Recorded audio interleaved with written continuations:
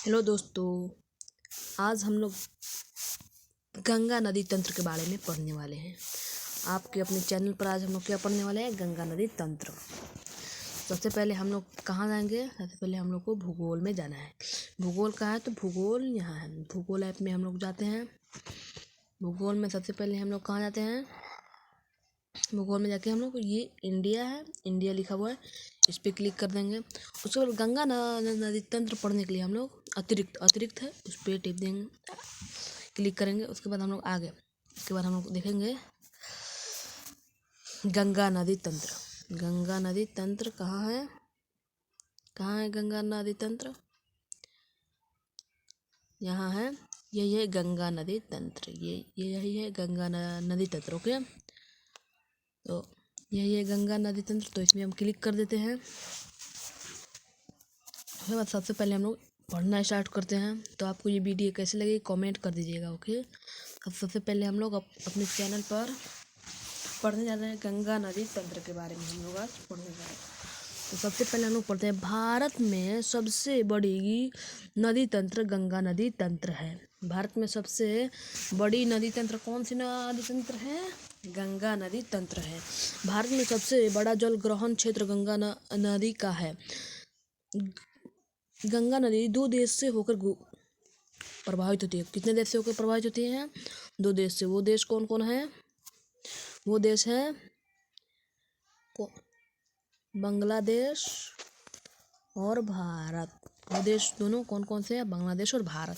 उसके बाद गंगा नदी का निर्माण उत्तराखंड में 2 नदियों के संयुक्त धाराओं से के मिलने से होता है। ये 2 धाराएं हैं, भागीरथी नदी और अलकनंदा नदी। ये 2 धाराएं हैं, भागीरथी नदी और अलकनंदा नदी। भागीरथी नदी उत्तराखंड में उत्तरकाशी के जिले के गोमुख के निकट गंगोत्री ग्लेशियर से निकलती है और अलकनंदा नदी सतपोथ ग्लेशियर से निकलती है। भागीरथी और अलकनंदा नदी देवप्रयाग में आकर निर्माण करती हैं। गंगा नदी का निर्माण करती हैं कहाँ? देवप्रयाग में आके। देवप्रयाग उत्तराखंड का एक जिला है। देवप्रयाग क्या है? जिला है। यहाँ आकर वहाँ मिल जाती है भागीरथी नदी और अलकनंदा नदी। अलकनंदा नदी का निर्माण 2 नदियों के संयुक्त धारा से होता है। 2 नदियों के कितने संयुक्त धारा से होता है? कौन कौन नदी है? थैली गंगा और विष्णु गंगा। जो ऊपर है वही थैली गंगा और विष्णु गंगा के मिलने से होता है। थैली गंगा नदी और विष्णु गंगा नदी सतपुड़ा हिमानी से निकलती हैं। वो कहाँ से निकलती हैं? सतपुड़ा हिमानी से निकलती हैं। ये दोनों नदियाँ विष्णु प्रयाग में आपस में मिल जाती हैं।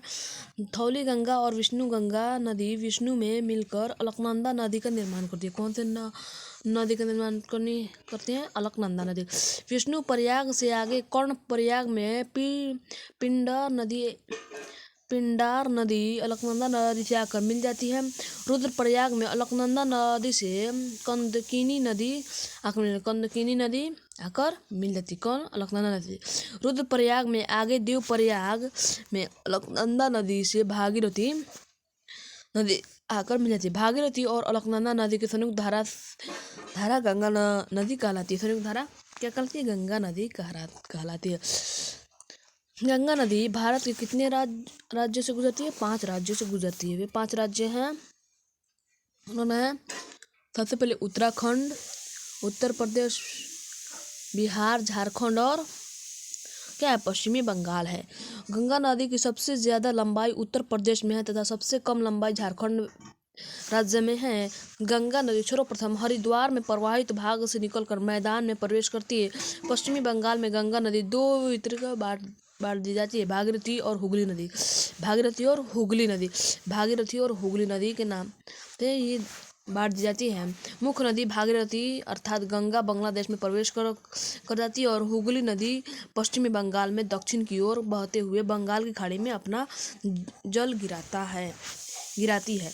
पश्चिमी बंगाल में गंगा नदी को भागीरथी नदी कहते हैं। पश्चिमी बंगाल में गंगा नदी को भागीरथी नदी कहते हैं। कोलकाता में हुगली नदी के तट पर स्थित छोटा नागपुर पठार के बीच भ्रंश घाटी में बहने वाली दामोदर नदी के पूर्व दिशा की ओर प्रवाहित होते हुगली नदी में मिल जाती है। कौन सी नदी में मिल जाती है? जैसे ऊपरी लाइन में आप देखिए, गंगा नदी का मुख्य धारा भागीरथी नदी अथवा गंगा नदी बांग्लादेश में पहुंचकर पद्मा नदी के नाम से जाना जाता है। कौन सी नदी? बांग्लादेश में गंगा नदी को क्या नाम से जाना जाता है? पद्मा के नाम से जाना जाता है। कौन से नाम से जाना जाता है? पद्मा। पद्मा यहाँ पर लिखा हुआ है, देख लीजिए, इस कोस्ट के बीच में पद्मा के नाम से जाना जाता है। उसके बाद हम लोग देखते हैं ब्रह्मपुत्र नदी के मिलने के बाद गंगा नदी और ब्रह्मपुत्र नदी की संयुक्त धारा को पद्मा नदी कहलाती है। आगे चलकर पद्मा नदी से मेघना नदी अथवा बारक नदी मिलती है, तो इन दोनों नदियों की मुख्य धारा मेघना नदी कहलाती है। अर्थात मेघना नदी की ही बंगाल की खाड़ी में अपना जल गिराती है। बारक नदी अथवा मेघना नदी मणिपुर से निकलकर बांग्लादेश में ब्रह्मपुत्र नदी को जमुना नदी कहते हैं। अर्थात ब्रह्मपुत्र नदी को जमुना नदी कहते हैं। कहाँ कहते हैं? बांग्लादेश में। डेल्टा है गंगा नदी और ब्रह्मपुत्र नदी डेल्टा को सुंदरवन डेल्टा कहता है। यह विश्व का सबसे बड़ा डेल्टा है। सुंदरवन डेल्टा पर सुंदरी नामक वृक्ष की बहुलता होने के कारण इसे सुंदरवन डेल्टा कहते हैं। सुंदरवन डेल्टा का विस्तार हुगली नदी से होकर मेघना नदी तक है।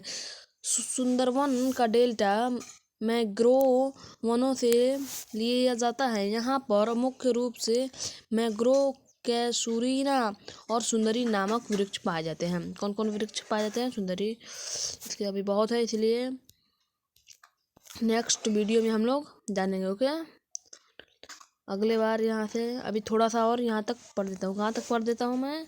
यहाँ तक पढ़ देता हूँ, उसके बाद फिर अगले वीडियो में पढ़ूंगा। नेक्स्ट वीडियो यानी कि ये पार्ट 1 है, फिर पार्ट 2 पढ़ेंगे। हाँ, तो मैंग्रोव वनों की वनस्पतियों की लकड़ियों बहुत कठोर होती है और उनकी छाल नमकीन होती है।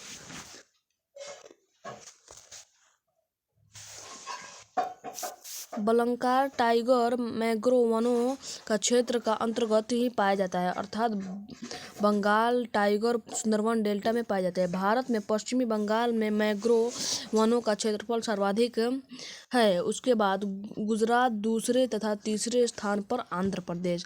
गोदावरी नदी और कृष्ण नदी का डेल्टा मैंग्रोव वनों का क्षेत्रफल सर्वाधिक है।